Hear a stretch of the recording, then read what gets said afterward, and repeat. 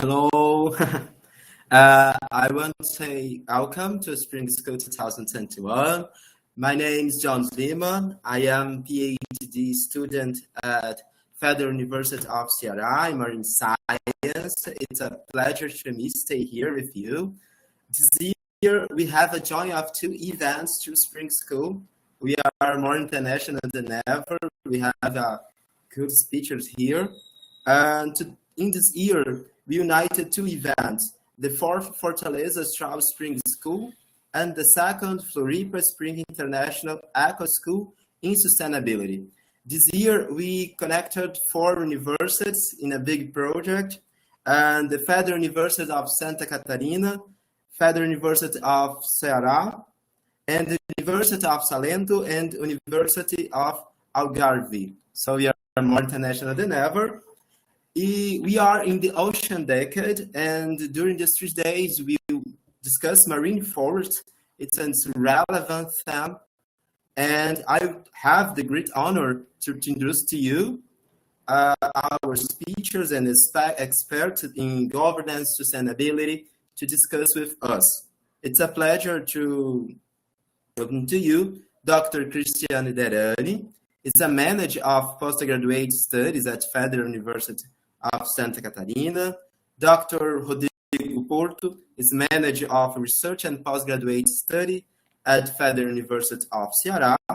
Dr. Rodrigo Rego is the manager of international relations and institution development at Federal University of Ceará. Dr. Ney Leite is a professor of at Federal University of Santa Catarina and manager at the postgraduate program in ecology. Dr. Luis Ernesto is professor at Federal University of Ceará and manager at the postgraduate program in tropical marine science. Dr. Paulo Pagliossa is a professor at Federal University of Santa Catarina and manager at the postgraduate program in ecology. And Dr. Sérgio Rossi, that will speak as our first lecture. He's a professor at Federal University of Ceará and the University of Salento in Italy. He obtained a PhD in biology at the University of Barcelona, and he developed research about global change indicators, marine invertebrate distribution, ecology, physiology, marine weeds fight conservation, restoration. It's an honor to us, as stated here. And Dr. Paulo Horta is a professor at Federal University of Santa Catarina. He obtained a PhD in marine ecology at Plymouth University in United Kingdom.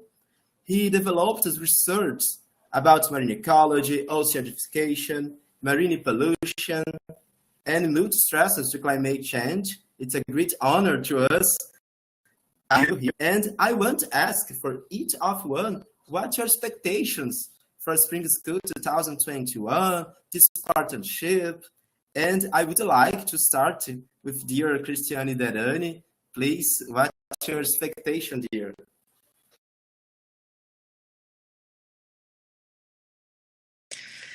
Well, I'd like to say good morning and welcome to all of you.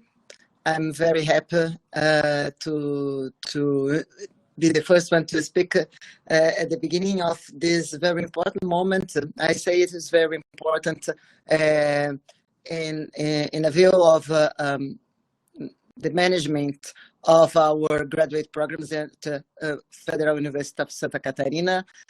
And I say why? Because we have as leading matter the internationalization process, and also the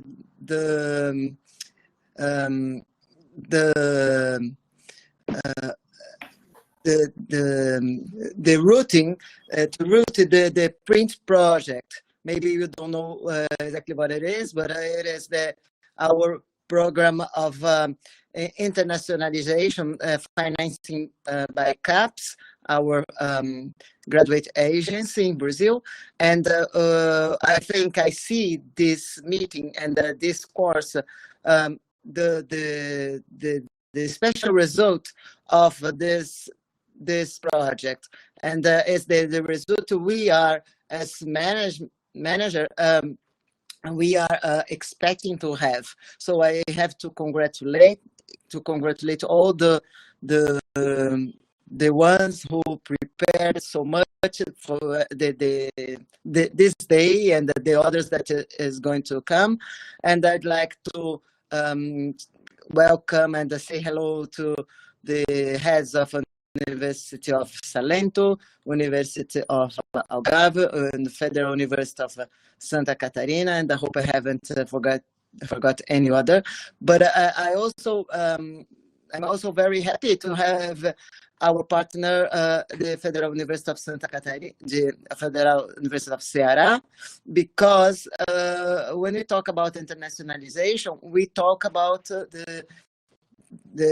build and to strengthen our relationship inside and outside the country, because we are in a continental country, and we have the opportunity to make a web of universities inside and outside the country, and we think this is the best way to, the only way maybe, to make good research, because nowadays there is no possibility to think about research without thinking about interdisciplinarity and also international and interinstitutional relationship.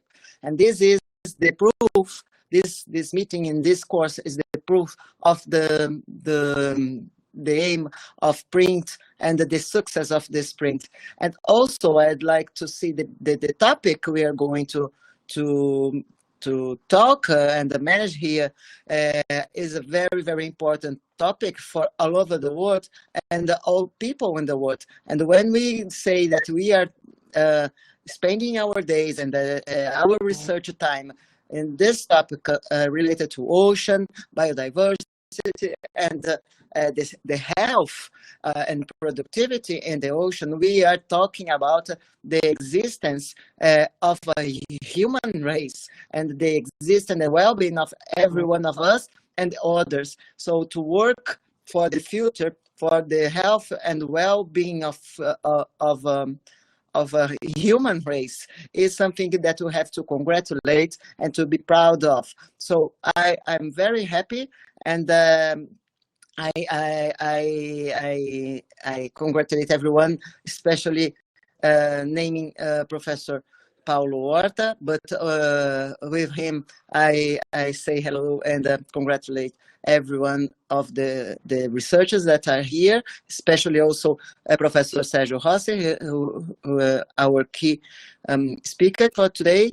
And also to say that here at the Federal University of Santa Catarina, we are working, and soon we are going to have an institution that is going to embrace all this kind of initiative.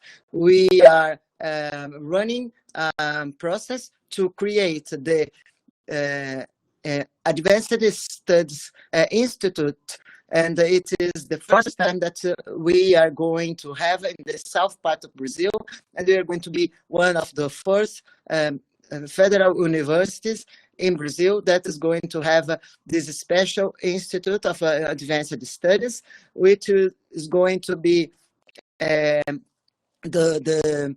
umbrella to embrace all this interinstitutional, interdisciplinary, and international initiatives, just like this one that is about to start today. I wish you good work and full of energy, full of exchange and creation and well-being, because when we work with such things and that we love, and with such an idealism and dreaming about a better future, we must enjoy our time. So have a good day and a good summer school. Thank you very much.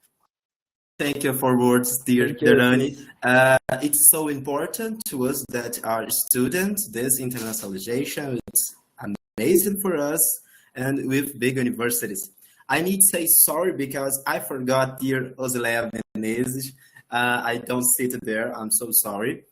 She's the manager at Labomar, and I want to ask to her, what's your expectation, dears? I'm so sorry to forget you. I promise don't do this again.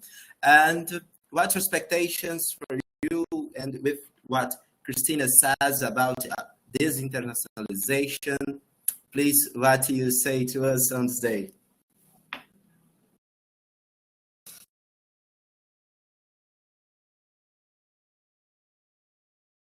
Oh, I believe that you don't listen us.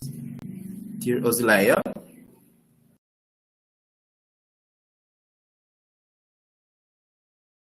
Bom dia a todos, bom dia a todas, né? Cumprimento as comissões organizadoras, em nome dos coordenadores, Paulo Horta e professor Luiz Ernesto Bezerra.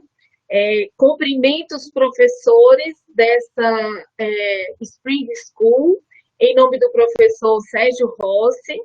Cumprimento aos alunos em nome da aluna da pós-graduação Ravena, e é com muita satisfação que damos as boas-vindas aos participantes dessa quarta Spring School e dessa segunda Spring School da Universidade de Santa Catarina. Em nome de todos eles, eu dou as boas-vindas a vocês, e é com enorme satisfação, né, que temos vocês aqui neste curso, né, que será dado nesta edição de forma online. Entendo este evento como um momento adequado para ratificar o importante papel das universidades públicas federais, as nefastas consequências dessa pandemia da Covid-19. As universidades, por natureza, são as fiéis depositárias e transmissoras do conhecimento que promoverá a regeneração deste impacto da pandemia. As adaptações que fomos compelidos renovou a possibilidade de nos conectarmos por via digital e fortalecer as redes de parceria. E nesse evento, ressalto quanto à organização, a cooperação institucional, nacional e internacional. Internacionalmente, a parceria de sucesso da UFC com a Universidade de Salento e também da Universidade de Salento com a Universidade Federal de Santa Catarina, através do professor Sérgio Rossi, que também é professor da nossa pós-graduação, do Programa em Ciências Marinhas Tropicais do Labomar, da UFC, e que tanto tem contribuído para o desenvolvimento das ciências do mar no Brasil. É claro, além da Universidade de Algarve, em Portugal, que também participa deste evento. Nacionalmente, a Universidade Federal de Santa Catarina, através do Centro de Ciências Biológicas, aqui representado pelo professor Paulo Horta, e, nacionalmente, é claro, a UFC, através do Instituto de Ciências do Mar, o Labomar, do Programa de Pós-Graduação em Ciências Marinhas Tropicais, coordenado pelo professor Luiz Ernesto Bezerra.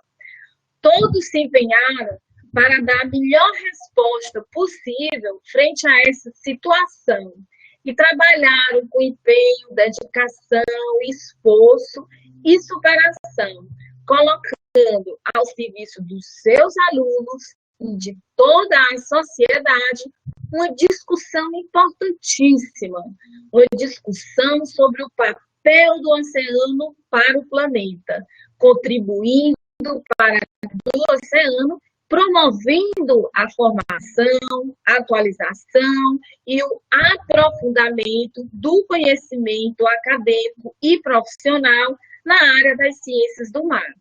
Destaca também na organização a significante participação dos alunos da pós-graduação. que pela motivação que transportam, né, nos traz muita alegria. Estudantes são a alma de uma universidade. E para os alunos, gostaria de deixar uma mensagem de resistência e de esperança. E essa mensagem, ela vem, eu trago ela aqui através do livro Velho e o Mar. No livro que foi publicado, né, em 1952, ele trata de um pescador velho que acreditava ter acabado o tempo para si. E ele decide se lançar ao mar para tentar a boa sorte.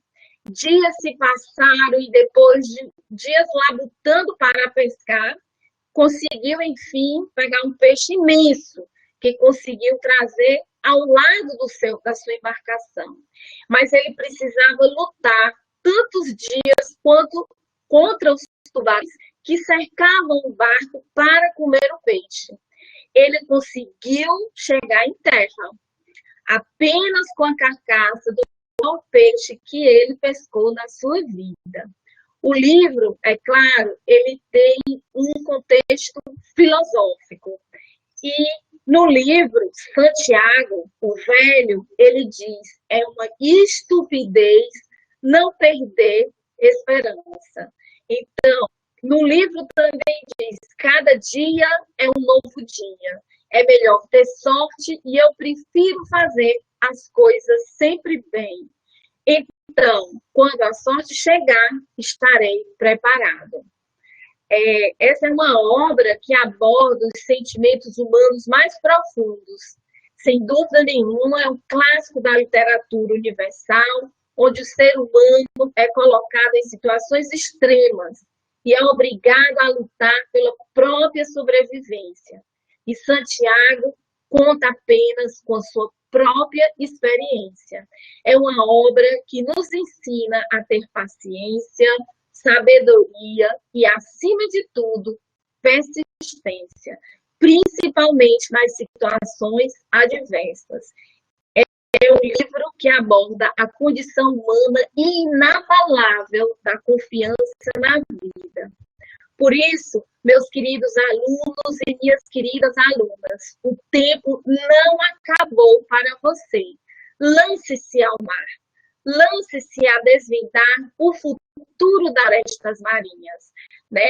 É uma estupidez não ter esperança. A programação científica foi preparada com muito esmero para você, pela comissão organizadora, que colocou à disposição de vocês o mais alto nível de conhecimento dos participantes e palestrantes aqui para vocês. Convidamos você a viver novamente essa experiência conosco. Sejam bem-vindos à Spring School. Um bom evento a todos vocês. Não percam a esperança. Thank you, Dr. Zileia. Your words so inspiring to me, and I believe to the other students too. And now, let's listen Dr. Rodrigo Porto. Dr. Rodrigo Porto, what are your expectations for Spring School 2021? You can speak in Portuguese very well. And thank you for your time here. Well, I'll try my English, which I don't have that many opportunities to speak, by the way. So, well, good morning, good day to everyone in this call, in this event. First of all, I'd like to greet Professor Zileia Menezes, our director of our Institute on Marine Science. By the way, your speech leaves very little to be added, very, very inspiring and poetic, and references to Hemingway's The Old Man and the Sea, very beautiful. Certainly.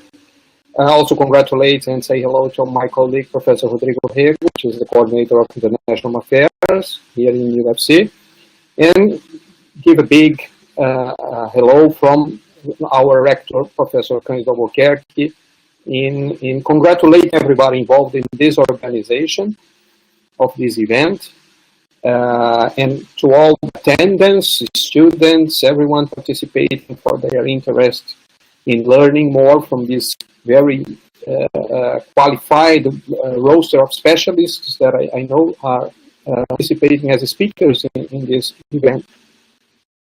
Well, I'll be very short. I think this is a very good example of how international collaboration can take concrete form.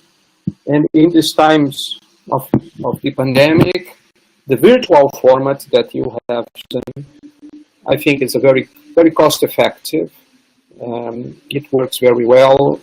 Of course, we always would like to be in person, but we take into account the fact that everybody is participating. It's working very well, as I can see. From a sustainability perspective, although I'm not in this field, I'm exactly on the field that studies information knowledge that makes these types of virtual events possible. There's also the other side of the coin. You are all far away and not in here in person. You have certainly helped the environment in not taking an airplane. So there is at least this aspect of the positive aspect in virtual events. Well, the subject, of course, although I'm not in the field, but surely marine sciences, marine preservation, sustainability, and the impacts of the post-COVID era, I think are unquestionably relevant. So I'm very glad to see that UFC has very good companions in these discussions of international scope. And I can only not have expectations, but be sure that the event will be a success. And I will take the word to our rector that the Institute of Science, of Marine Science, UFC, the Federal University of Santa Catarina, Salento University, Algarve University, they do really make a very good mix of competences, and we can only be very proud to be part of this network. So congratulations once more. Have a very good, which I'm sure will be a very, very good event, very rich. And Leon Ozilea, please give me feedback about the main conclusions and actions that can be taken from the learnings of this event and what we can do at UFC to make these understandings and comprehension of how to improve our marine coast, etc. preservation. Let me know what we can do about it. Congratulations once more and have a good event. Thank you for your words, dear Rodrigo Porto. I have to rise expectation for this too. And now we need listen, another Rodrigo, Dr. Rodrigo Rego. What's your expectation for this event? This partnership is so big. And be well, if you want to speak in Portuguese, don't worry. Hi, good morning. No, it's like as a representing the international office, I think I should not speak in Portuguese. So I need to speak English. So good morning and thanks for the invitation for this open ceremony. I would like to thank our partners, the University of Algarve, Federal University of Santa Catarina, and I also would like to say a special thank for Dr. Sergio Rossi for our partnership with the University of Salento and to make the agreement that we have between our universities so effective. So we are very proud that we have you here as a visiting professor in our graduate program at Labomar. So I'd like to thank Professor Ozilea, the Dean of the Marine Institute, Professor Rodrigo Porto, and the Professor, the Provost of Research of Federal University of Santa Catarina, which both with all three gave a great speech. So my expectations, I think this is very important for the internationalization process among the universities. Then I would like to congratulate all of you and wish you a great conference. I think, again, I can see here for the comments that everybody is enjoying. Everybody is full of joy because of this conference. So I wish you all the best for these upcoming days. Thank you so much. Thanks for your words, dear Rodrigo. It's a pleasure to us have this partnership. Now let's listen Dr. Ney Leite of Ecology Programs at Santa Catarina. What are your expectations for Spring School 2021, this partnership, sustainability? Tell to us, please. Good morning, everyone. My name is Ney. I'm the current coordinator of the postgraduate ecology course here at UFSC.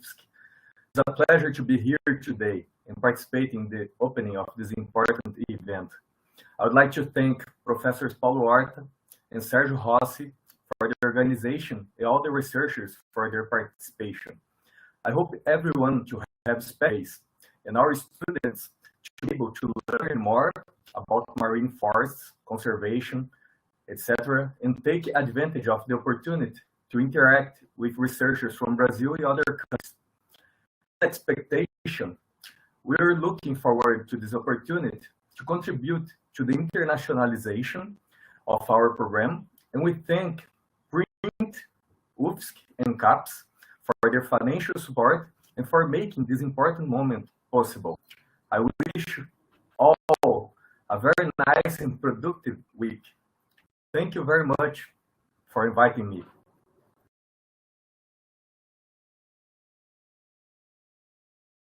Thank you, Dr. Ney. Let's listen now Dr. Luis Ernesto. He is manager of the Tropical Marine Science, my program that I have the honor of participation. Please tell to us what your expectations for this event. Okay, thank you, John. Good morning, everyone. Well, my English is not very good, but I'm going to try to speak in English, only as the official language of the course. Well, I'll be brief, just to say first, as John said, my name is Ernesto. I am the current coordinator of the postgraduate program in Tropical Marine Science of Marine Science Institute of Federal University of Ceará. So it is with great joy that we start the fourth edition of Fortaleza's Austral Spring School at this time, along with the second Floripa Spring International Eco-School in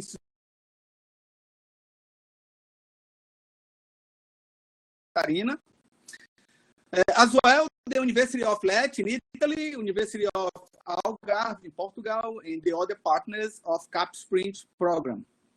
So I want to welcome you all and thanks the organization team in the names of Professor Caroline Feitosa and Professor Marcelo Soares, my colleagues here at Labomar, Professor Paulo Horta from Federal University of Santa Catarina, Professor Sergio Rossi from Salento, and colleague here at the post-graduation program in the Federal University of Ceará. I think my image disappeared. It's okay now? Yes.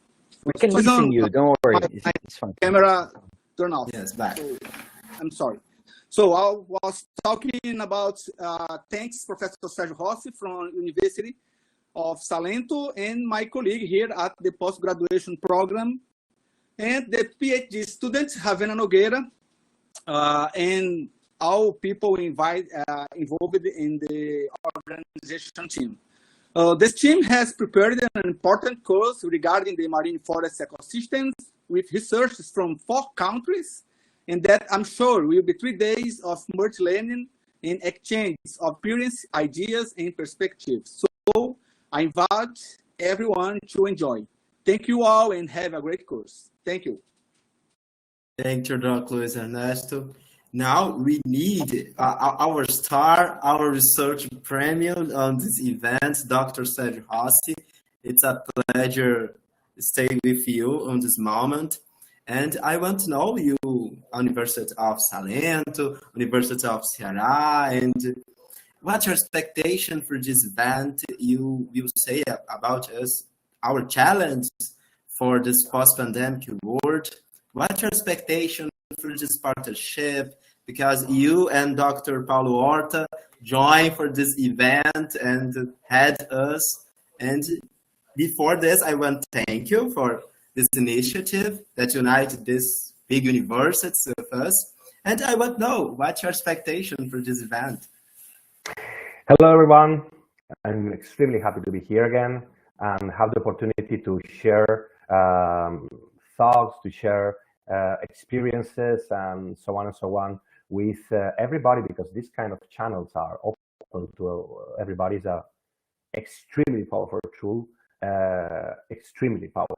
I think, that I discovered during the pandemic.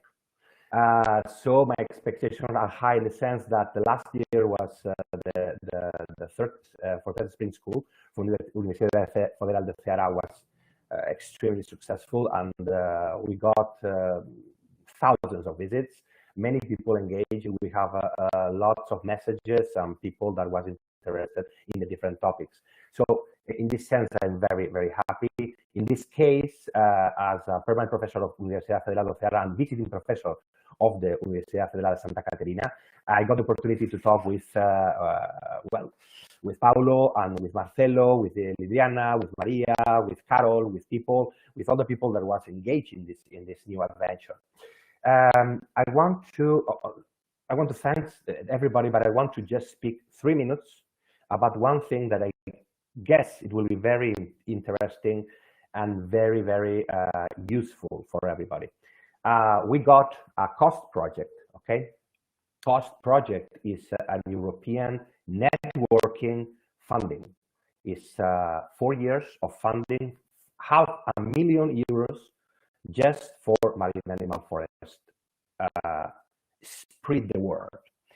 So this is another, I wouldn't say that this is the first, this is another experiment, okay, in which we try to make this kind of connection all over the world. In this case, we are 4 countries, and it's fantastic, it's okay, but in the near future, there will be much more people engaged in this kind of schools, which can be called summer schools, workshops.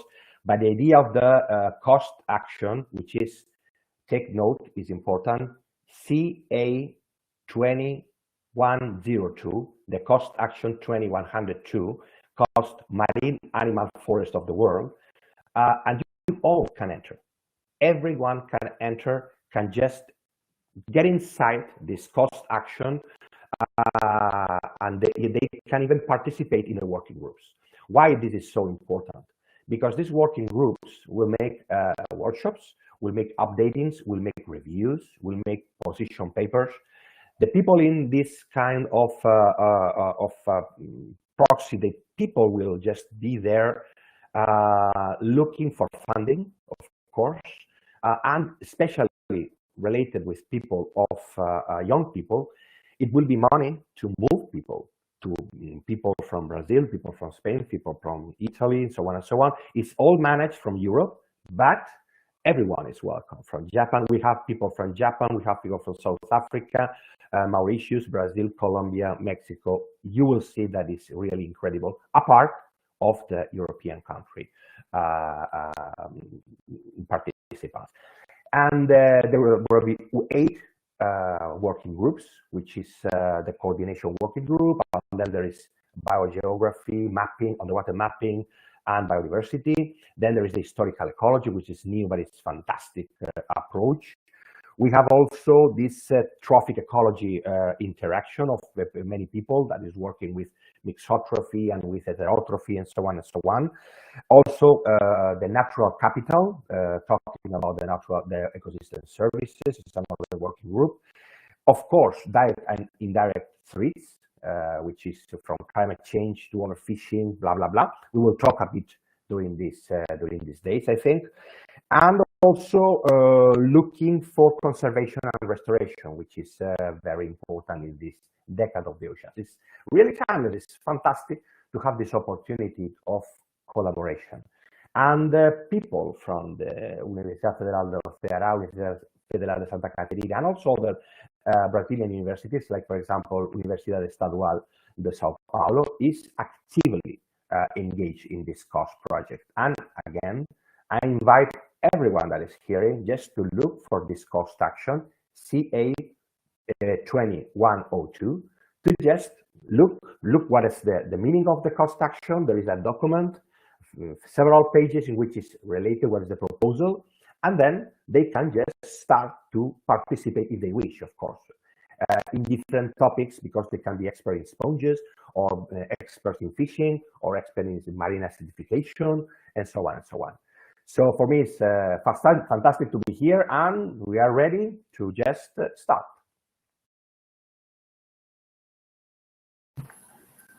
We need to thank to you for this little class in 5 minutes, so incredible.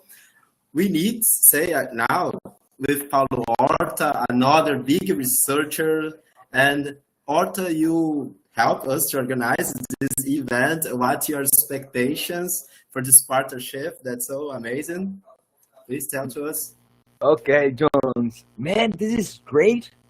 I'm really enjoying this moment with you, with us, and different regions of the world and regions of Brazil. So, man, thank you very much. I'm really very glad to be part of this, wow, kind of big party, but science party. That's great. That's really very important. So first of all, thank you all for coming, for, try to provide this opportunity to change the world that need to be changed in a lot of ways. So I think this is what we are trying to do here in these few days, few moments, few hours. We will try to foster discussion, foster brainstorm, foster a different perspective of reality, a perspective that shows that we can change. So it's just some ideas that we must plant, and new ideas will grow. And the reality shows us that we need change. And sustainability, when I was born, Jones, you are the youngest in this room. So when I was born almost 50 years ago, my uncle gave me a book saying that we just have one planet, and we are all interdependent and vulnerable. So, wow, man, after years and years, I'm starting to realize that since humanity is not listening, the historical process that is showing again and again and again that we are destroying ourselves, our environments, different environments, and of course, marine environments are among the targets of most of these threats. And in fact, the way of life, I used to say, the Capitalocene is producing a lot of challenge. And since we are not committed to solve this challenge, to solve effectively, to solve an economy that can be constructive, or an economy that can repair the damage that we are producing during decades, or one economy that is not distributive. So yes, we do need a lot of you students. We do need a lot of good vibration to move on, to move in a different direction, in a direction of a real sustainability world, of science, of opportunities, of, well, more and more R's. We need reuse, we need recycle, we need also now reconstruct, we need restoration, we need a lot of things.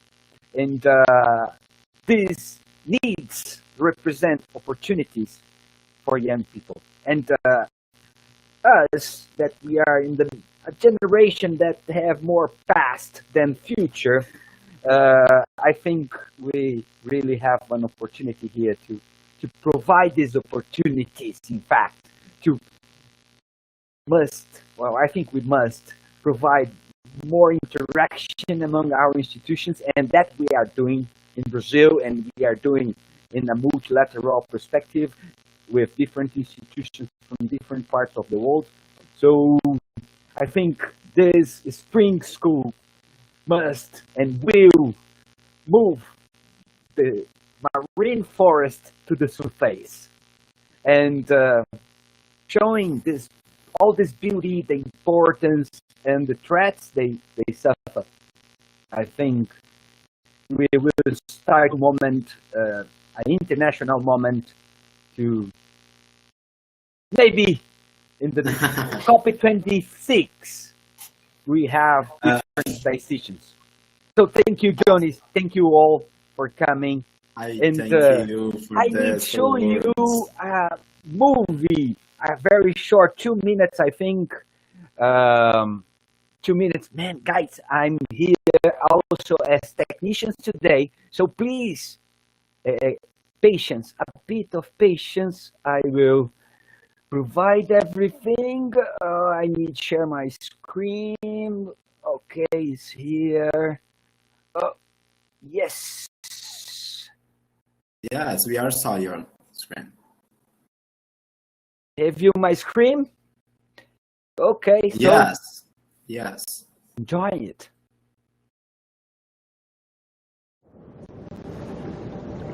I am the ocean. I'm water. I'm most of this planet. I shaped it. Every stream, every cloud, and every raindrop, it all comes back to me. One way or another, every living thing here needs me. I'm the source. I'm what they crawled out of. Humans, they're no different. I don't owe them a thing. I give, they take. But I can always take back. That's just the way it's always been. It's not their planet anyway. Never was, never will be. But humans, they take more than their share. They poison me, then they expect me to feed them. Well, it doesn't work that way. If humans want to exist in nature with me and off of me, I suggest they listen close. I'm only going to say this once. If nature isn't kept healthy, humans won't survive. Simple as that.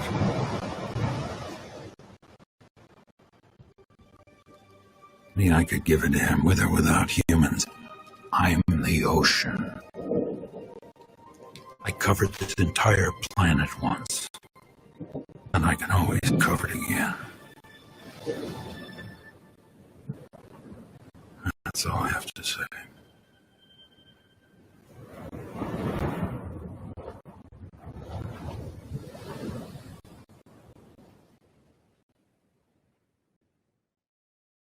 Muito bom. Very nice. Yes, very nice. Quite motivated. Too much. Paulo, you said about change the world, and I believe that we can't change the world alone. We need many people to change the world, and I need to thank to my friends that helped me to organize this event. Ravena Nogueira, Natália Belotto, Carolina Muller, Giovanna Destri, Guido Grimaldi, Oscar Souza, Alice Frota, Marx. Thank you for you to help me. I need to thank you to our mediators, Ana Luisa, Belchior Gonçalves, and other will be mediator too, and I say them. So thank you for people that are with me organizing this event, and thank you for everybody that are watching us. We know that we have many challenges for this decade. It's an important decade, and we will start this event with a lecture about this, our post-pandemic challenges with Sergio Rossi, and it will be amazing. But before, I need to thank you for your time, for staying here, for your words, for expectations. We believe that you have a good event, amazing event. So thank you for your time. And I hope that your expectation will get on the end. And Dr. Paulo Rossi now will do your open lecture. The name of her lecture is, the title is Marine Forest in a Post-Pandemic World, Challenge to Conservation and Restoration. So I will pass the word to Sergio Rossi. I believe that you have 2 hours for your, I will see. Thank you, Jones. I think, let me see if I can share my screen. I think you need to give me permission to share my screen. Is this okay? Wait a minute, I will do this now. Okay.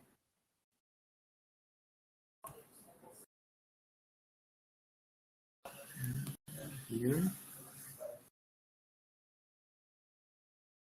Okay. I can give a presentation. You can see that you can share your screen now.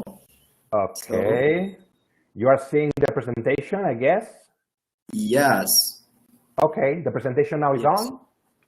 Yes. On this moment, I will ask for you. No, I'm so sorry. We need that turn out our cameras and say only Sergio Rossi, because internet, how much camera we have open is more difficult connection, and for we don't have problem. I will want Sergio Rossi, your only camera on. And on next beginning, I appear here now to say and to bring questions for our discussion. So thank you, Sergio Rossi, and good lecture to you. Okay, thank you, Jones, and thank you, everybody. I will start with Sergio, I can't see your screen yet, so okay, let's try to. In fact, let me see. A ver. Let's do it again. Your screen is loading. Now is it, and just put in the presentation form. Perfect. Cut. Okay, perfect. So thank you, everybody. Just one minute more, because the transmission in English is not running. Okay. I need to fix there too. No problem. 1 minute. The technicians is not really very fast. No worries. I'm sorry, guys. While that, Sergio, you can talk about different things. How is the life in Lecce? You see, things like that. Or how is the life in Fortaleza and in Santa Catarina? And of course, we can talk about it. Man, we have here today in Florianopolis a really very beautiful day, rainy day. Yes, tell you before. No. These days have been really great years also. We had sun, we have wind, we have rain, we have clouds, we have everything, I think. And it's also fantastic. Come on. It's very different from the weather in Fortaleza, which is much more stable in some way, you know. It's you have sunny days, and of course you have the rainy season, but it's a bit different. But it's okay. And I like the Ceará setting because I prefer Ceará. It's not cold. We don't have 18 graus Celsius. After hot. Exactly. I guess that in some sense, the stable weather in Ceará is fantastic. For a person who is used to have how can I say, clear winter, clear springtime, clear summer, which is not anymore because we have a crazy weather during the last 10 years. It's changed so much, the weather also there in the Mediterranean. But having this kind of change is good. You know, it's really nice. But so I believe that you agree with me. Brasilia is fantastic. Yes, of Don't care course. the part, it's fantastic. Santa Catarina, it's amazing, incredible, Yeah. beautiful. Ceará and the other parts of Brazil, we have this. Our biodiversity is amazing, and I love this.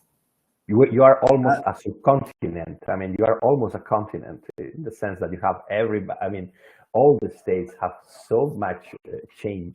You have the Amazonian area, you have the deserts, you have the Caatinga, you have the Pantanal, you have, I mean, it's, it's so diverse. And even coming from a country, for example, Spain, which I'm original from Spain, that we have so much diversity within the same country. It's not comparable. I mean, you cannot compare the diversity of habitats and of ecosystems that you have there with the differences that you have in Brazil. It's completely amazing here, and it's fantastic. It's really fantastic. That's also a good opportunity. I come from Amazonia. I born in Pará, it's Amazonia. It's amazing. I love to, because as I said about the biodiversity, that's so amazing. You come from Santarém? I go. It's next. It's next. Next to Santarém. I was plan in to get there. Santarém. But I go. I went there 2 or 3 times. 2 times, and so beautiful. There, it's amazing. Paulo Horta, we are okay? Yeah, we can start. Okay, I will start now. Dr. Serpasi, good lecture to you. After we continue our chat. We have all, I will talk during this this lecture, this around 1 hour lecture, about what is happening and what has to happen in some way. This marine forest in a post-pandemic world, the challenges to conservation and restoration will be in some way a review of what is happening to our planet and how we can fix it, because there are many people that is much pessimistic about the possibilities to do the things. And in my lecture, I will give you on the one way, trying to explain once again, because I think many people know many of the data that I will show and many of the trends that I will show are already clear for many people, but I want to refresh some of them. I want also to give solutions which are all on the table, or are yet, let us say, they are already running. Okay. I think many of you know the Ripple et al. Paper of bioscience, in which many of us signed it.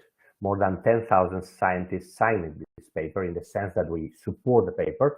The paper is Ripple and other 3-4 authors, but many scientists support this brief position, brief opinion paper, in which there are trends all over the world of what is happening. You have the human population, you have the global tree cover loss, you have the Brazilian Amazonian forest loss, you have also the trends in the carbon price and the fossil fuel subsides. You have also an analysis, just as a compendium of what is happening about the trends in carbon dioxide and methane, nitrous dioxide, what is happening with the minimum Arctic sea ice during these last decades from 1990 to 2020. It's just the last 30 years, which is analyzed, but just showing the trends which are there, and we cannot say that they does not exist. Okay, it's very important to have this kind of panorama in mind, because it's very important to fix what is happening to the entire globe, not only to one region, not only to one part, not only to a specific area in which you say, well, this I don't know, for example, this desertification is also in this part of the world, but who cares? No, this is a global phenomenon that we all know. There are many things that are also positive. Please think, during the last 100 years or more, there have been some fights, political fights, social fights, educational fights, also financial and economical fights in which we are winning many of the problems that we have had, like, for example, extreme poverty, the democracy in the countries. Taking into account that 100 people, okay, how much of these people in 2015, in this case, it can be updated, but I found this graph very, very clear. How many people now, taking into account 100 people, how many of these people lives, for example, in democracy? Is 44 not living in a democracy, 56 living. But look that in 80-20, almost nobody was living in a democracy. Vaccination, 40 not vaccinated, 86 vaccinated from many of the diseases that can be controlled by vaccination. The same with education, literacy, child mortality. Come on, it's not all bad. There are many things that have been improving during the last 100 years.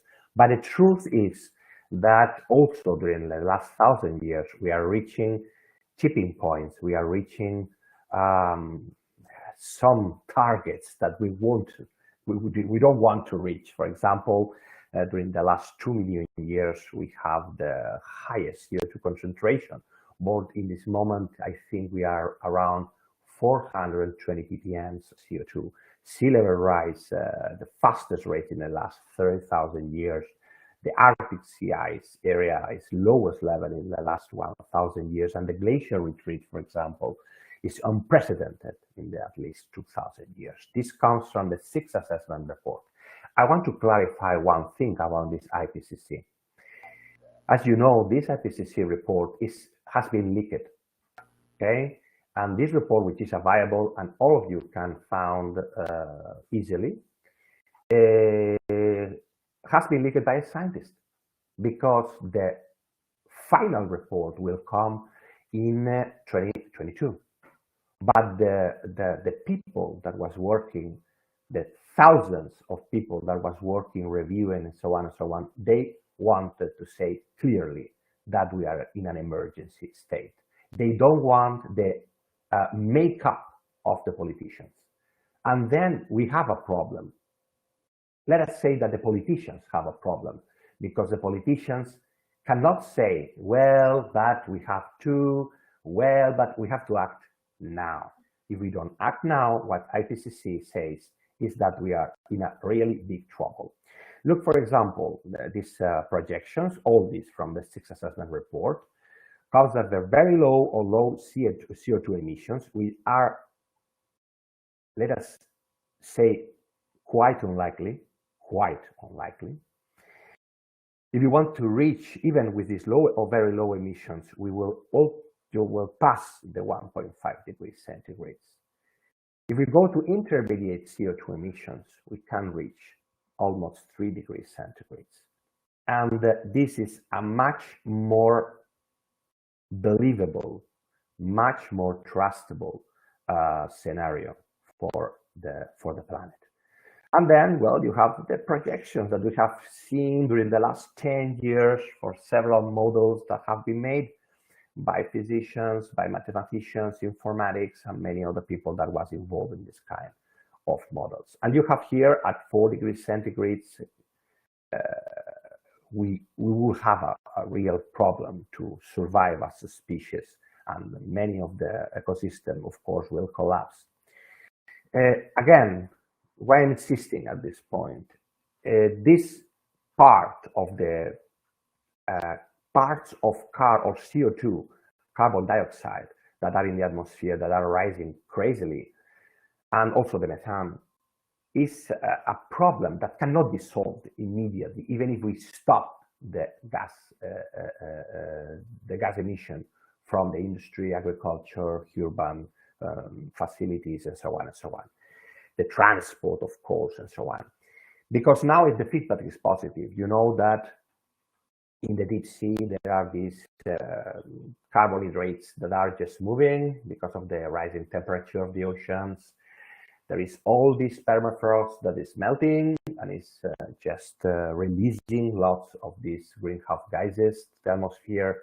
So now it's just a positive feedback that is much more difficult than we think to stop. And we know it, and we knew it. For me, the drama is that we knew it. We knew it in 1990. In 1989 exactly to be exact. There was a first report in which I remember perfectly the report. I was young, I was 20 years old, 20 years old.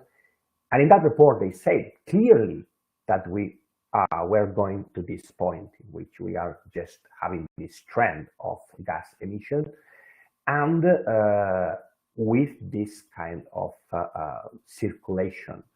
And in some way, this kind of change of the thermodynamic machine, which is the Earth, it depends on the oceans, depends on the atmosphere, depends on many things. So we knew it 30 years ago. It's not, we don't have any kind of excuse. We knew it, and during the next years, we just accumulate more and more and more information. About the oceans, the sixth assessment report is very clear. Ocean temperature is increasing. Greenland ice sheet is melting also. Parts of Antarctica are much more rapidly than we thought, that we previously thought, are just melting too, and sea level is rising. And also we have the acidification problem, which is beating many populations of many organisms all around the world right now. I mean, it's not the future, it's not this projection. Now these kind of things are happening now. So in some way, here we are. This is the climate change timeline. I don't want to say that we are in the last part, in the yellow part, but we are in the limit of the oops, okay? So climate change isn't real, okay, climate change is real. We are just not convinced that it's caused by humans, blah, blah, blah. It's amazing that we have this kind of confrontation yet. Science doesn't care what you believe. I'm sorry to say it. I'm sorry to say that, but science doesn't care what you believe. Science is science. And of course, there are many things, many gaps, many voids, many things that are not well explained. We need more data, we need more models, we need more people looking at experiments, blah, blah, blah, blah, blah. But science is science, and we arrive to a certain discussions. We have to take action. What we cannot do, from my point of view, is just looking back and 1980s, for example, and say, I want to return to 1980s, please, because we were almost happy in that time, and we are now, in some way, we are now in a big mess. But I want to also say that we have in some way we have the structure in the biosphere. I'm not agree with this kind of perception that the drawing is giving to you. We are not killing nature. Nature is adapting to the new reality of the planet. That's all. Nature has still billions of years to survive, adapt, evolve.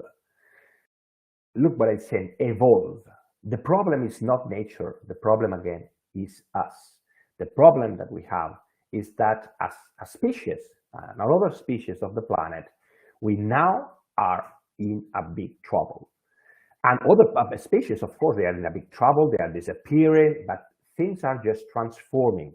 And remember, there will be always bacteria, there will be always protozoans, there will be always organisms that will survive to the next six extinctions, six planetary extinction, which is ongoing in this very moment. Part of climate change, we have to think about urban development, for example. This is Cancun 1979, Cancun 2009, and how the city spread and how this affected directly the coral reefs and also the mangroves and all the ecosystems that were around. This can be, this is an example, but you can find it everywhere. The excess of tourists everywhere that is just also beating the species because of the quantity of people that wants to enjoy nature, wants to enjoy peace, wants to enjoy a place, the beauty of a place, and so on, that is out of control in some sense, and in almost every part of the planet. We saw all this contamination, the pollutants that are everywhere, not only plastics, which are extremely important. Now we know that microplastics, nanoplastics are entering in the food chain. Many years ago they have been entering, but now are present almost in in every organism of the ocean, and also other pollutants, probably more focused in some areas like heavy metals, or like the new pollutants that can be pharmaceutical molecules from pharmaceutical use, or new cosmetics, or drugs, and so on, that are entering in the planet, in the oceans. Invasive species like this lionfish, which is eaten by the shark, but still with a huge problem in the Caribbean and now in Brazil, because it passed the Amazonian plume and now it's in the southwest part of the coast of Brazil. Many alien species, invasive species, are really changing the structure of the ecosystems. Overfishing by catch, long lines, bottom trawling, which is terrible. The bottom trawling, I think, is one of the worst inventions that we have made as human beings. Just destroying the structures of the complex structure of the marine forest.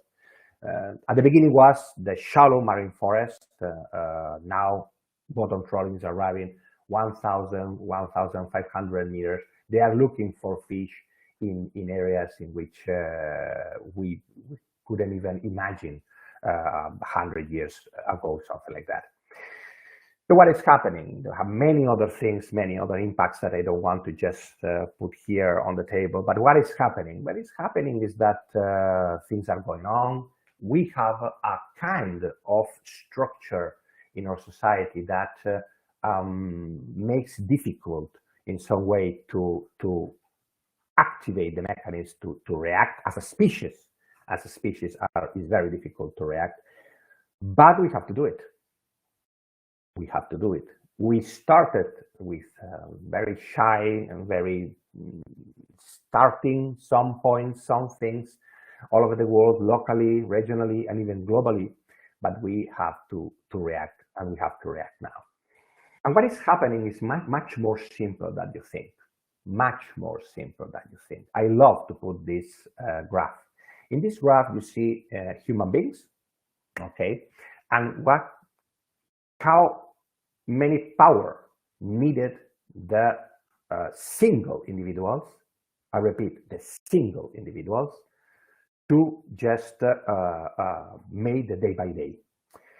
When we were just primitive men and women, we just needed a bulb of 100 watts was needed as the energy consumed by each of us in the natural world. Going on, and introducing not only the feeding, but also the domestic economy, the industry and the agriculture, the transport, blah, blah, blah, we arrived to this 12,000 watts as a media per capita, media per person. In probably Manhattan, they will have 36 watts per person a day.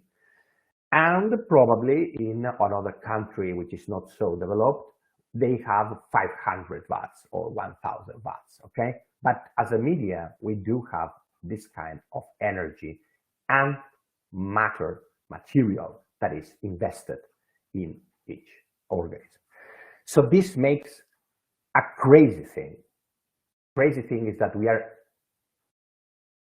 taking all this energy and all this matter to just survive as a species. And then you find this kind of world in which you have roads, railroads, airports, seaports, cities. This is a map in which you have this kind of concentration of lots of these kind of infrastructures all over the world. And it's amazing how we just occupied all the planet as a single species, taking all the resources, available for us. Now we are looking at the resources in ways that are even or having nonsense from a person like me.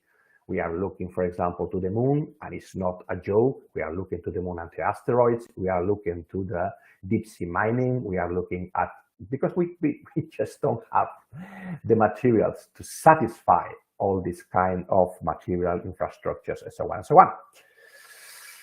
So our ecological footprint is so much huge. This kind of impact that we have in the biocapacity of the system is so huge that almost all the systems are affected. I mean, practically all the systems of the world are affected. And we in this very moment, at least from my point of view, we are not intended to stop. We still are talking and talking and talking, but we are not intended to stop. Because we are not intended to stop, United Nations just during the last decade, they took much more action that previously they have been previously made or previously offered, just to lead what was the Sustainable Development Goals.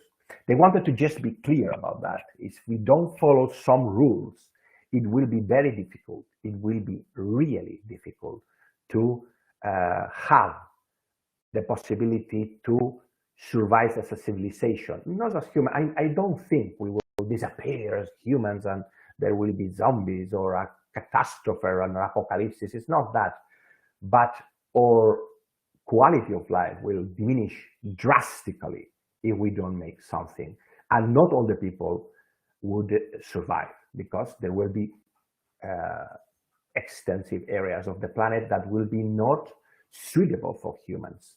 That's all. I mean, with this kind of panorama, there are areas of the planet in which we will arrive to 60 degrees centigrade in some points and during several days. This is impossible for humans to survive, and you can't put just inside your home and put the air conditioner. I mean, not all humans have this possibility. And you have so many of these changes coming now that United Nations say, hey guys, we have to make something all over the world and make this common framework to just solve the problem.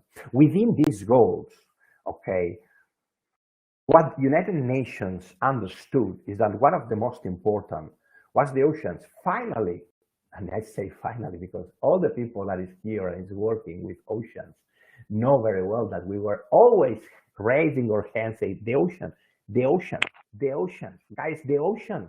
We have an opportunity with the ocean. Finally, we understood that the oceans have a key role. Well, in fact, have the main rule of regulate our climate.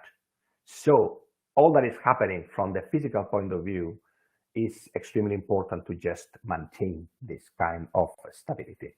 So United Nations stand on the decade of the ocean science and sustainable development.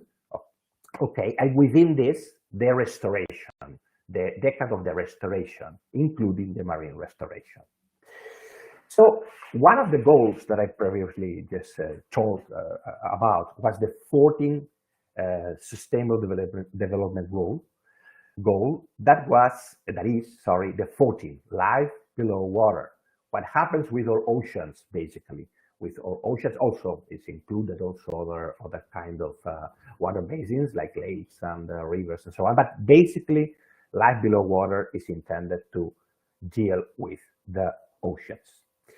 And they just started with this kind of approach, putting people that is sad on the left, challenges, and with the solutions, people that is happy.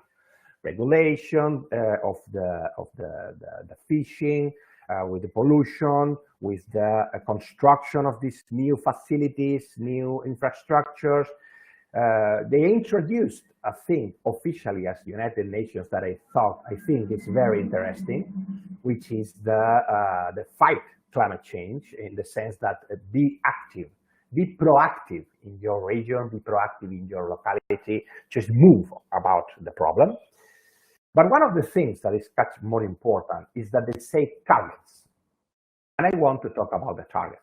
after all this first part of the talk, just looking at the big mess, the big disaster that we have in front of us, and that will be much more problematic during the next decades, you can be sure, is how we can solve it. And I will give you a lot of different solutions. Of course, I will do it in a very brief time, but I have a mission with that I will explain after giving to you all these potential solutions related with the targets. Of course, you have to think that in each target I put some points, but there are not all the points that can be done. Only some points that came to my mind, or they are working with, or I think they could be relevant, but there are many other things that are also relevant. For example, target 40.1, reduce marine pollution by 2025, prevent a significant reduced marine pollution of all kinds, in particular from land-based activities, including marine debris and nutrient pollution. Okay, the first, guys, stop litter dumping. It's not so complicated. I mean, at the end, you see that this dumping, this is the Strait of Messina, 500 meters depth approximately, and all this is found at in a very fragile system where you have pneumatics, you have here a small boat, you have here everything that you can even think about it. Stop litter dumping. Regulate this kind of litter dumping, which is active. I mean, in some way, there's illegal dumping every day in many parts of the world. Study the effects of microplastics and nanoplastics. This is extremely important. Just look at what could be the effects of this kind of particles that are entering in our system. In some parts, more than 80% of the fishes have microplastics inside. At least in the project in which we are following, we found this kind of relation. But also other organisms have lots of these microplastics which are entering in the trophic chain. We have to understand what happens. Stop mono-use of plastic commodities, please. I mean, it's quite obvious that one of the problems have been using these one-use plastics, plastic bags, straws, whatever. It's not the main problem, because I remember told you that one of the main problems about plastics are all the fishing gears, which are most of the time are not just highlighted. But fishing gears are also important. But please just think in another way. Reduce human consumption. And this is the essential part. This is just a block in which you have to think about it. We do need to reduce human consumption. This paper by Myers, I always put in this kind of references, which are one reference. There are tens, hundreds, thousands of references about each of the topics that I'm talking about. This Myers, the Consumption Challenge to Sustainable Development is a science paper, and is a note in which he talks about it in 1997, saying, guys, we are just going crazy with this kind of work in which we are consuming. This is really the center of the problem. Regular nutrient pollution, of course, to avoid dead zones, to avoid eutrophication, to avoid the change in the physiology of the organism and the possibility to kill many organisms that are used to live in an equilibrium with the sea, where all these nutrients are not present, and control heavy metals and new pollutants. This is also extremely important. And all these things can be done. All these things can be reached. Can be reached also to protect and restore ecosystems. Okay, sustainability manage and protect marine and coastal ecosystems to avoid significant adverse impacts, including by strengthening their resilience and take action for their restoration in order to achieve healthy and productive oceans. The first is the bottom-up approach. This is in the state of Ceará. This is Cumbe, and making the bottom-up approach in which you take into account the people of the zone, the people that is just working on the area, and the people that in some way enjoys the area is an essential point. But also the interconnection and shared experiences will be the target. This cost action that I was talking just a few minutes ago is a very important framework that we have absolutely to take advantage of. Share ideas, interchange, discuss. We can even, in some way, we can even fight in the sense that one can have one opinion, another opinion, but we have to homogenize our message, to give this message as scientists, as technicians, with the stakeholders, with the people, with the entrepreneurs, and so on and so on. We need to make this kind of thing real. Ocean literacy and citizen science, make it real, also involve the people to the scientific progress is important. Active gardening restoration with people engagement and with economic benefits. This kind of restoration in which you put people on the restoration programs actively and in some way may have a benefit, an economic benefit, to just maintain the restoration in a long term. Because I remember to all of you that most of the problems with restoration is that if you have a 4 years program, when you start restore, which is the one after 1.5 years, and the grant and the funding is just vanishing, is just stopping, is just out, then you have the problem that nobody cares about the restoration that you have been making. So making this kind of programs is really essential. Making a blue carbon enhancement, just consolidate those species which can sequester, which can immobilize the carbon coming from the atmosphere, coming from our activity. This is a mitigation plan that is a natural mitigation plan in some way, promoting the conservation, but also promoting the restoration of these species, and also stimulating this kind of blue carbon enhancement. And then also enhance the regeneration of biodiversity hotspots. Target 14.3. Reduce ocean acidification, and I would say, of course, reduce temperature, sea warming, okay? CO2 and other gas, greenhouse gases, for example, just stop using fuels, blah, blah, blah. Look for resistant species. Look for species that may have a resistant behavior in front of warming, and that are eco-engineers or can be in some way can be envisaged, can be looked as allies of this kind of carbon immobilization. Follow up this ecosystem displacement, which is just this poleward displacement of the species because they cannot withstand with the temperature that in which they are forced to stay. In other words, looking for this change in the ecosystems and how the ecosystems are changing over time, looking for this kind of better environment in terms of temperature and acidification, understanding the energy fluxes and seascape transformation, understanding how light, autotrophy, and sheet particles, feeding particles, ceston, which are the part of the heterotrophic input of the organism, are changing over time, how all this is changing in relation with temperature, in relation with stratification, in relation with ocean circulation, and so on, will be very important to understand where are we going, and apply measurement tools for the ecosystem recovery, like mixing, for example, biofuel production with coral reef restoration. There are many things that, using the imagination, connecting points are or may be essential to just make the things completely different.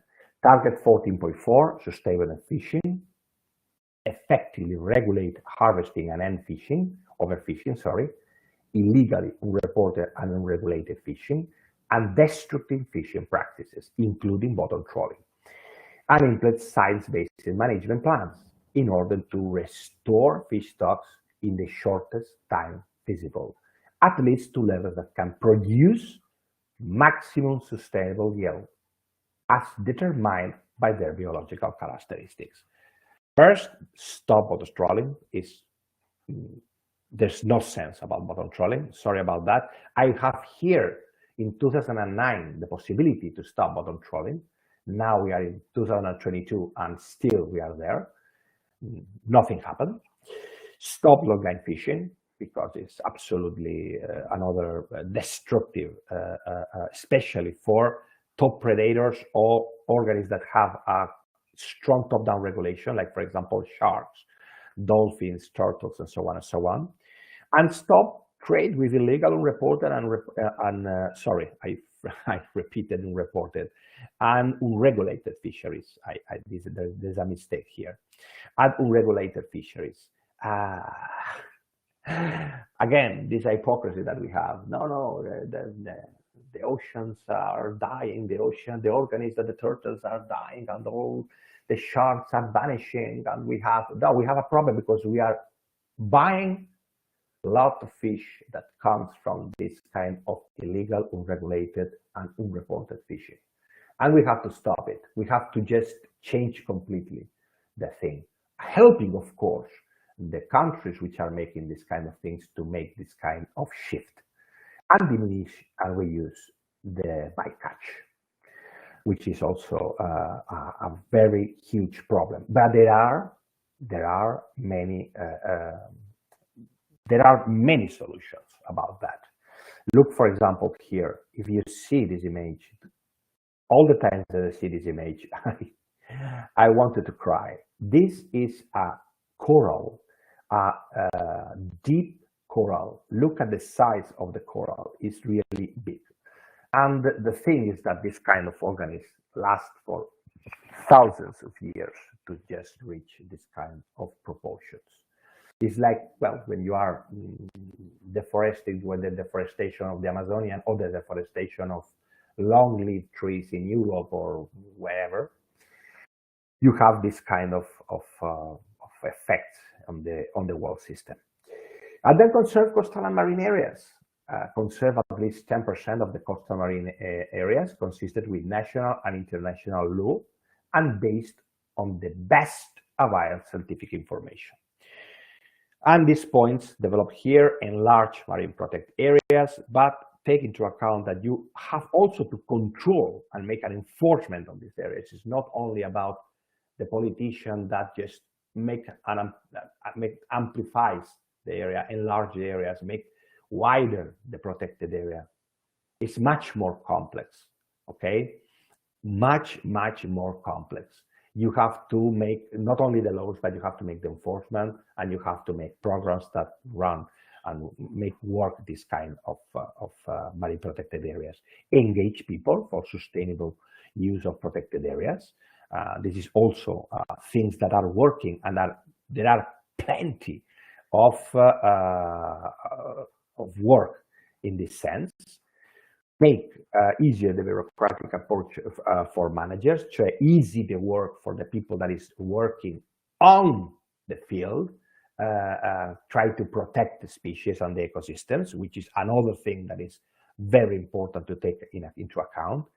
And make also offshore marine protected areas in the international waters, which is a pendant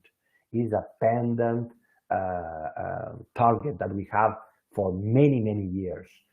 Just try to make this kind of enforcement directly to conserve from mining or from fishing or from dumping of litter and so on and so on. And track, of course, the species recovery. These are only few ideas about this target. And I have two more targets to show you. The target 14.6 and subsidize contribute to overfishing, prohibit certain forms of fisheries, subsidize which contribute to overcapacity and overfishing, eliminate subsidize that contribute to illegal, reported, and unregulated fishing, and refrain from introducing new such subsidies, recognizing that appropriate and effective special and differential treatment for developing and least developed countries should be an integral part of the World Trade Organization fisheries subsidized negotiation. This very long thing that you have here, the end of subsidized, is one of the hottest points for fishing and for many other practices that are done in the sea. So making a transition to sustainable fisheries is very important. And also stop fuel and ship subsidizing industrial fisheries in Spain, but in Italy, but especially also in France, United Kingdom. All these fleets have lots of subsidized for the fuels, have lots of subsidized for the engines per se. For example, changing an engine, changing a boat or a ship, changing some machines, changing many things. They are subsidized, and this subsidized just makes all this world of fisheries, of industrial fisheries, still working, when we know that many of these kind of approaches are not sustainable. And look for low energy fisheries. So try to look for organisms that may substitute the actual big predators like tuna, for example, mackerel, and so on and so on. So fish, and try to use this fish, which is in the that is not used, for example, medusa, but also other kind of invertebrates, low trophic chain fishes. So there are, in some way, possible solutions. And finally, the target 40.7, increase the economic benefits from sustainable use of marine resources, which is, I think, one of the most important parts that we have to take into account. By 2030, increase the economic benefits to small island developing states and least developing countries from the sustainable use of marine resources, including through sustainable management of fisheries, aquaculture, and tourism. First, stimulate integrated multi-trophic aquaculture. This is essential. There are many countries that have been working with this at a large scale. They have been working with this integrated multi-trophic aquaculture in an extremely efficient way. China, Denmark, Canada, of course, with Chopin, the professor Chopin, which is one of the founders of this kind of concept from the scientific point of view. South Korea. This kind of organisms that just help to the viability of the aquaculture in general, making this kind of interactions, nutrient interactions, particle interactions, making possible the growth of other organisms that may be very useful for that. Integrated multi-trophic aquaculture and blue carbon, so fixing a lot of this kind of carbon through the structures of these organisms. This is new, but it is also very, very interesting point that we have to explore, and we have to just in some way take into account. Deep sea mining regulation, this is essential because we do have now the tools to make this deep sea mining, which for me is crazy. Again, it's all about the consumption, and then the consumption of materials. We are running out of copper. We are running out of, for example, some materials like the rare earth materials. We are running out of many of these minerals which are needed. And one of the products that is much more, how can I say, one of the targets is, of course, oil. And we are looking deeper and deeper and deeper to extract oil, but we are affecting deeply the marine ecosystem below. So we have to make a true regulation of this. Use marine biofuel, especially for microalgae. For marine microalgae have a wide spectrum to do that, but we have to change a little bit the rules. Now I firmly think that with the increase, which wouldn't be punctual, will be sustained increase of prices of the oil, of the fossil fuels, the possibility to use this kind of alternatives of fuel coming from basically from this microalgae and also macroalgae, ethanol, for example, biodiesel, biogas, and so on, is a reality that will become much more real than the previous plans that we had. Change the tourist interaction with the environment. Indeed, try to indeed make this kind of change in the mentality of the tourist. It's not a place in which you can go and you can waste the resources of the place and just go back. You have to be much more. You have to be much more respectful. You have to be sustainable. You have to think about what the system needs and what you really need, and make an ecosystem service approach, of course, making this kind of ecosystem service approach much more profitable. There are other 3 targets, but I wouldn't talk about it because it's too long. The list of possibilities that I just offer in this talk: the increase in scientific knowledge, research on technology for ocean health, support small-scale fisheries, and implement and enforce international sea law. These are the other 3 ABC targets that are on the table. Are these targets realistic? So this is the question, and with this I will finish the talk. Look, I know that many of you now have a headache, or other people is bored about the quantity of solutions that they put on the table, and there are only few solutions.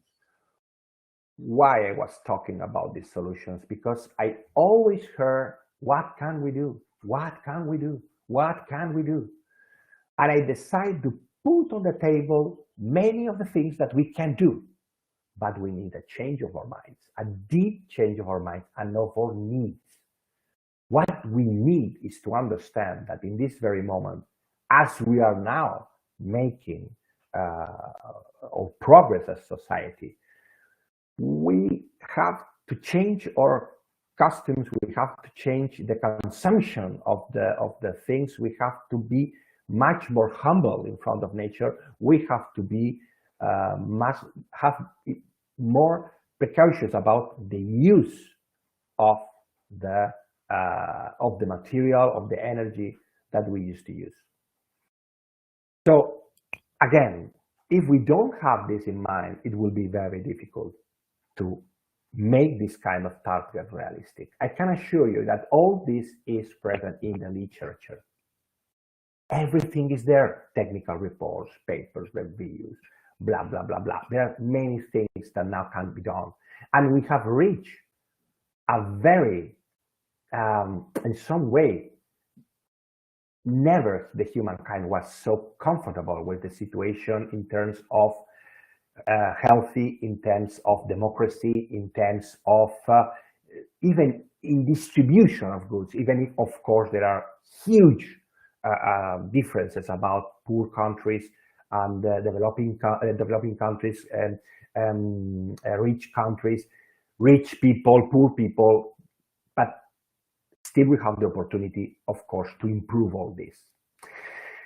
But it's very difficult to improve all this if, for example, as Paulo Horta and colleagues said in a recently submitted paper, if we still think that we have to exploit resources like fossil fuels in areas in which it has been widely demonstrated that we have fragile ecosystems, fragile environments, it's very difficult to go on with this kind of mentality.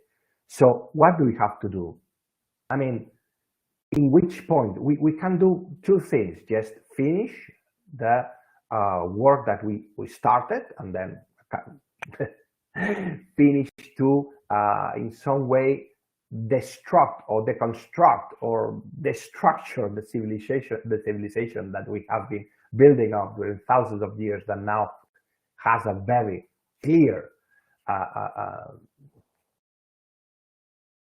how can I say, it has a very clear opportunity to improve and to make this step further, or we can just change in many ways. As Paulo said, considering the emergency context, the United Nations should present barriers to exploitation of remaining fossil fuel reserves and a global orchestration to enable immediate and drastic reductions in our emissions, to avoid further negative impacts on the already fragile socio-biodiversity. And that's the point. It's not so complicated, or it is. It is so complicated. But I think that we have a problem. We have a problem because in one recently published book by me, the final epilogue and the final part of the book, I make this kind of question. Why are we such a fools? What leads us to destroy our own base of life? And the answer is much simpler than it seems. As we have never stopped being animals, we follow the same mechanisms as those around us. And you may say, hey, what are you talking about? And it's much more simpler than you think. Imagine that you're in a building. This building has 7 floors. You live in the 2nd floor and you have a lift. You can be sure that 90% of the people will take the lift because we accommodate, we adapt to the low energy solution, low energy for us. You will take the lift, but the lift is using energy. And then what you're doing is substitute the walking on the steps toward your house to a machine with a motor, with an electric engine that just brings you to the house. The same with the car. We are going with the car. We are not taking the omnibus, for example, the bus or the public services. Why? Well, because we don't want to be slaves, okay, of the schedule of the bus. The bus is coming every half an hour. So we are animals and we immediately adapt to the new situation and think that this new situation is fantastic. And we don't want to go back. It's not that we don't have to have lifts. We don't have to have cars. We don't have to have anything. It's that we have to, in some way, adapt and be conscious of what could be better for the use of the energy and the matter. So consumption of energy and consumption of matter has to be related with that. If we don't do that, well, we will continue in this crazy spiral of self-destruction from my point of view. So we have to think about it. Thank you very much. I have been, I think, a little bit long with my presentation. So that was all of this presentation. Great. That's great, my friend. And let's start to move for some questions. So for you, that you are at home or in the university, wherever you are, what time is it? I don't know where you are, man. Please communicate, use the chat.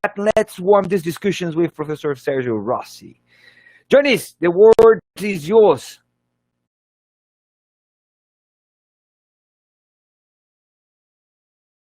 Johnny?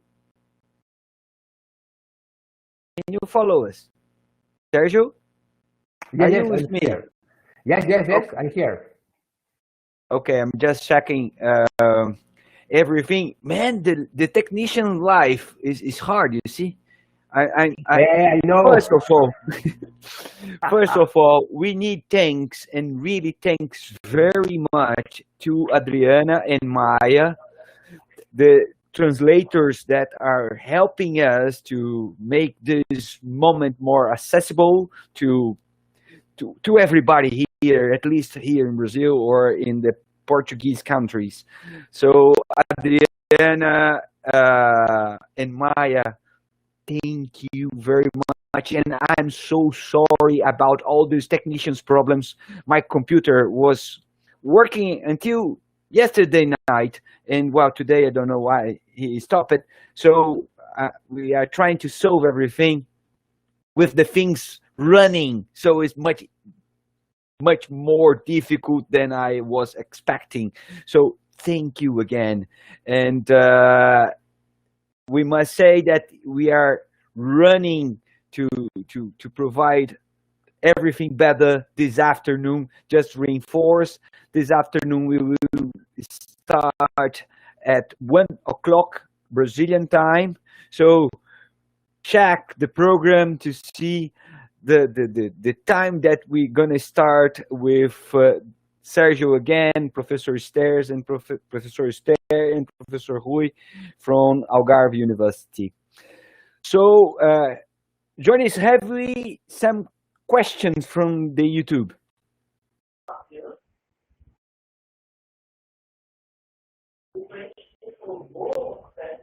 I don't.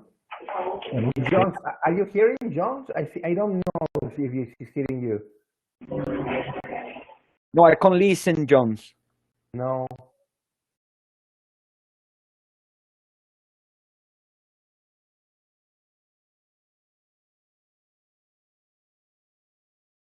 I don't know what happened now. Yeah, seems he's without. The microphone is not working. Seems was unconnected. Maybe you need to try to connect again.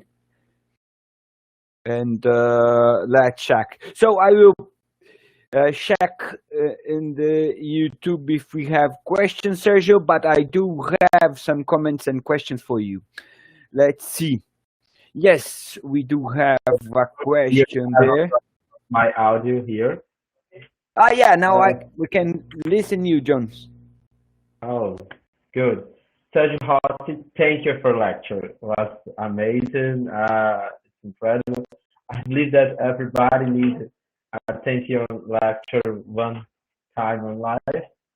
I have some questions, and we received questions on chat. I don't know if Paulo showed to you. You show Paulo, because I don't listen to you before.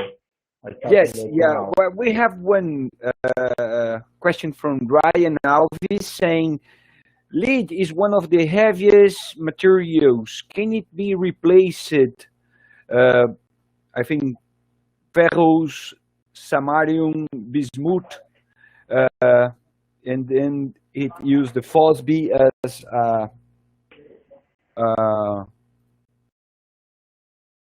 anacron. And I will place for you here the question, Sergio. I did, but it's here in our chat. Okay, let me see. Okay. The question is from Ryan Alves. I'm not sure about that. I cannot answer because I'm not sure. I know that lead is one of the most problematic heavy metals that is fortunately has been suppressed from the lead, has been suppressed from gasoline, for example. And this has been a very fantastic achievement because we did know that for many organs, but especially also for humans, accumulating lead is not very good. I mean, for your nervous system, it's really bad. And but I don't know who is investigating these kind of things and which is the exact answer about that. I mean, I don't know which are the substitutes of lead in other products that are not gasoline, because lead in fact the lead is present in many factories. In fact, for example, it was suppressed just in the 1990s, late 1990s, in the boats. I mean, the boats were we used lead because it's poisonous to avoid falling, but lately, they say, guys, we are introducing a lot of lead here, a lot of pollutant that it has been already demonstrated that is not a good thing. So the investigations, technicians, scientists, entrepreneurs, they were all working to substitute the lead, and finally they did it. But I don't know if replacing with this ferrous samarium bismuth, if it's a good idea, it's not, I really can answer that. Okay, Eliana Matos is saying, wonderful presentation, Sergio. So congratulations. It was, that's true. But I have one question. Well, here in Florianopolis, and Sergio, myself, and other colleagues, we participate in a round table last Friday discussing the contamination of heavy metals. Heavy metals in our main estuarium of Florianopolis. We are in the south of Brazil, just to reinforce where we are. But yeah, well, this is just pollution. We can see like that. Or, well, we have fishes contaminated with heavy metals. Well, something that can disturb us a bit. But when we see the entire reality of that, we observe that we have a lot of healthy, social, and economic problems related with that. After that, life, the repercussion of this fact, we have fishes contaminated by heavy metals. Man, the problem, the economic problem that came up was something very, very complicated to deal with as academic. So how you say or see, Sergio, how can we help people showing the problems, but also providing solutions, as you said during your presentation? How science can help on that? The first thing that I think we have to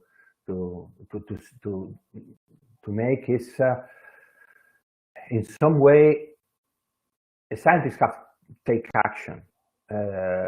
We have been very comfortable in some way, also a little bit depressed, I have to say, but we were very comfortable in the way in which we just were in our bubble, producing results and sending as a technical reports or papers.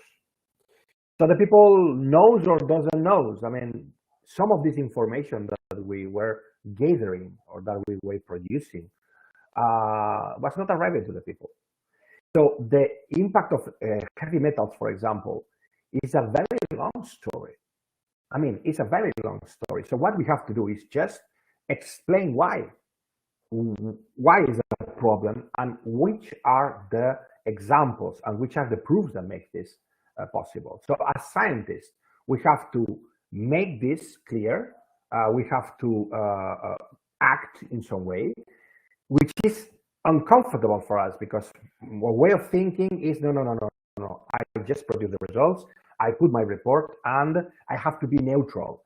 But in this very moment, it's more and more difficult to be neutral, in the sense that once you have demonstrated that this works in a certain way, we have to do that. But on the other side, you say it very well, we have to provide a solution. So we have to just give an option, because of course, again, the people, the entrepreneur, the politician will say, okay, guys, but what we can do?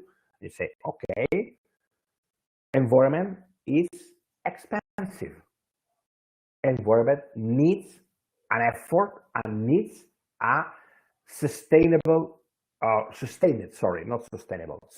funding. So if you want a long-term response, if you want a long-term solution, you need to make A, B, C, D, A, F, even if the profit is not immediate. And this is one of the main problems that we have. Politicians have 4 years, Paulo, you know. I mean, politicians have 4 years. So they have to run, make things, and I wouldn't say that they don't care, because they could care, but sometimes they have to think in this very short time of execution of their plans to make improvements, changes, or whatever. And sometimes you are saying, no, if you plant here a tree, then in 25 years, you will have, let's say, in 25 years, I wouldn't be here. I mean, probably I would be making all things or retired or whatever. So making understand this kind of things is important. And I think, I can be wrong, that part of the society is prepared to have these long-term results. Okay, just because I'm realizing that will be hard task avoid the worst scenario, the worst scenario regarding warming, regarding the biodiversity crisis that we are, or the emergency that we are dealing with. I'm pretty sure that for Brazilian, or most of us, we are following the discussions regarding the bite that we will have, as you said and showed in your presentation, in the October 7th. So Brazil is still fostering oil and gas exploitation despite all the historical discussions, despite the IPCC report, the last report, showing that it's our responsibility, all this change that we are observing in our biosphere. So then will be a hard task, change change the behavior of our human being, or of ourselves. Jones, your audio is off. We need an important variable on this discussion, because we have many people that don't believe in climate change, that don't believe that that the world is flat. It's so terrible. And these people sometimes they have an employee that need deforestation, that do agriculture, that do something. So sometimes I have difficult to sleep at night because we have a huge challenge, and because of this, because of some of people that don't believe in science, don't believe in climate change, our challenge be more bigger. It's terrible. So it's important to include this our discussion, because sometimes politicians, but people that have employees that are getting gas and so forth, they are there. We need 10 minds too, and I believe that our science needs gas to the people and conversation of them to convince them, because I believe that we are making data, we're making a lot of science and a lot of knowledge, but why do people still believe on this? We have a huge problem, and a qualitative huge problem. And this pandemic shows us that we are not so united as you believe that you are united. Some people, it isn't on some boat. They will understand me that we have a huge problem, because we have people that don't believe in what our science say every day and every paper. Mostly you have to, just to say and to simplify as an extremely simplified thing, you have two kind of people that understands the problem and lives the problem in several different ways, especially young people. It's the people that most of the young people, of course, not all, because making a generalization is not understand what the problem is. Okay. And then there's other people, Jones, that thinks that we have to return to 1980s. This is the problem. They don't want to believe, because they want to create their own reality, and that's all. I mean, they want to still going with the car, or they want to consume exactly the same that they were consuming. They want to have the same opportunities and same growth that they used to have. And they have this mentality of, okay, nothing happens. This is not truth, because this is not my convenient truth. My convenient truth is ours. Now, my convenient truth is that nothing happens.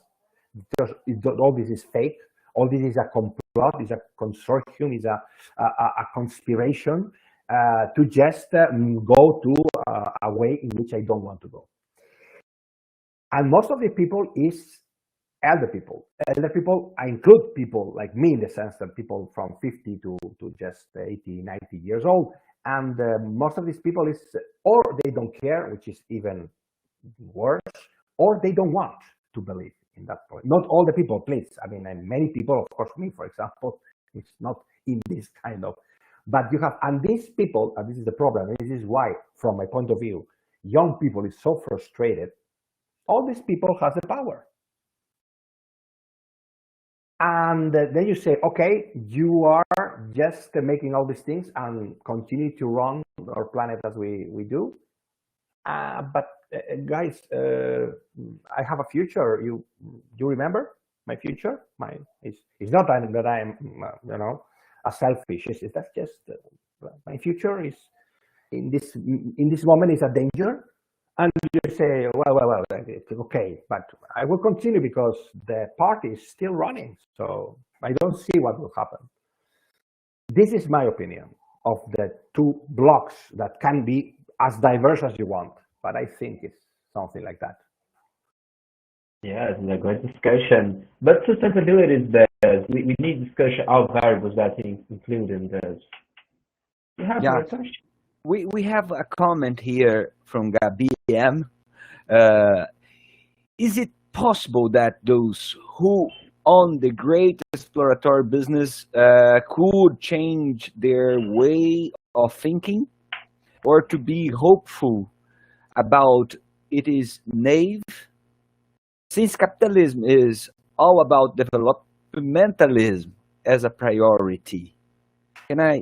Should I copy for you to read, Sergio? Yes, if you want to comment Gabi's comment. Okay. I think, Gabi, the thing is very much simpler. We have to understand that we cannot continue in this way. We can do whatever we want, but we cannot continue in this way. Of course, the first thing that we have to do is, as I told you, is just think or change your minds. But this is simple to say. It's much more difficult to do it. I have my own opinion about that, and I show you why it's the opinion. But yes, these entrepreneurs, most of them have already in their minds that not everything is possible and not everything is allowed. So we cannot do whatever we want. We have to change our way to do the things and be much more careful. The problem is that if we don't do it, at the end, for example, the collapse of the energy, which is incoming. I mean, it's a thing that is incoming. It's truth. I mean, I don't care about what they say. No, you are an alarmist. The people that is saying that 10 years ago, now it's a reality that we are running out of fossil fuels. We are running out of fossil fuels, guys. Even if they say, no, we have reserves. And at the end, the reality puts you in your place. So before this reality puts you in your place, you're right, Gabi. You have to think about the possibilities to avoid this kind of problem. Because if we don't have commodities, facilities, if we don't have these opportunities, then we will be angry, and we will be furious, and we start to look for people who is in charge, and these kind of things happen many times and are not sweet, not good, and not funny. But it happens because people needs to eat, people needs to drink water, people needs to respire, to just breathe. And if these kind of things are changing so fast, and you don't have the opportunity, at the end, many conflicts may come. So at the end, you have to adapt your enterprise to the new reality. And I think it's not naive. It's possible. Thank you, Sergio. Just to remember you all, we have a regular course running at the same time of our event. So for you that is part of this graduation program in ecology or oceanography or in Labomar of UFC, you are really very welcome to think deep about all this that Sergio is pointing, because in the end of our moment here, up to Wednesday, we will have Wednesday afternoon a moment for a round table with all of you and myself, at least. Sergio will be flying back to Italy, but next week I'm sure that we're gonna organize a moment to have some brainstorming with Sergio. But our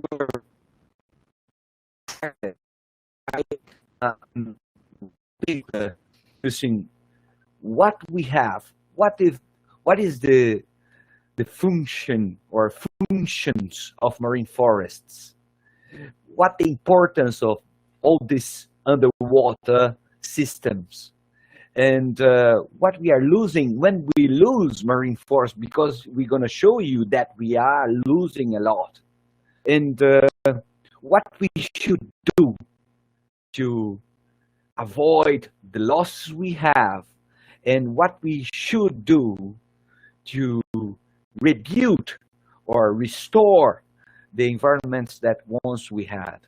So please keep on touch, keep your mind running fast to provide good ideas, to sensibilize people regarding this very important subject.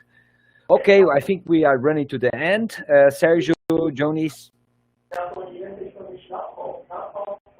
I want to only thank you. I work with environmental valuation to see the impact of the contaminant on economy of poor cities and Ceará. So it's relevant to me. I'm so excited to watch and what we have to learn. So my mind is, like you said, I have a lot of things to learn about this, and so incredible. This first lecture opened my mind, but Sergio Rossi always do this kind of lecture, and it's so incredible. And I want to thank you. It's one thing that I can say. Thank you for this time. Thank you to all of you. Thank you to other people for this opportunity. In the next session that will be held in more or less a couple of hours, we will talk about with other professionals of marine forest. We will talk about the specific topic, and also with Paulo and so on. And this will be the opportunity to just narrow a bit more the problem to a wide set of ecosystems, but that will be represented, that we can just start to think about. Great.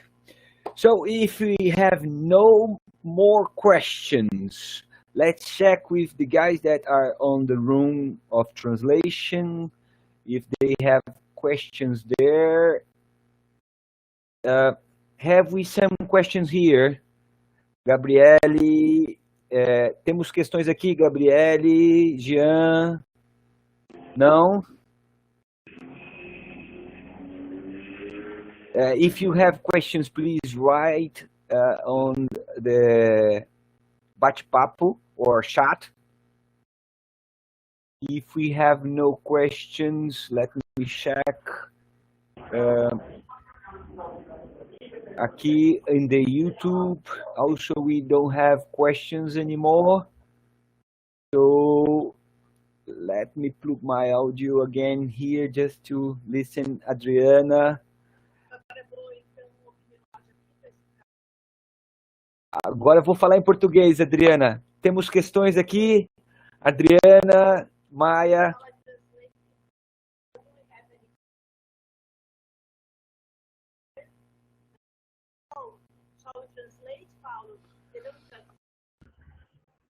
I think it's clear. It seems we have no questions. So if we have no questions, let's end this session and see you this afternoon. Fantastic. See you late, guys. Have okay. Nice. Thank you. What were you doing? Thank you. See you. Bye. Thank you for this morning. Okay.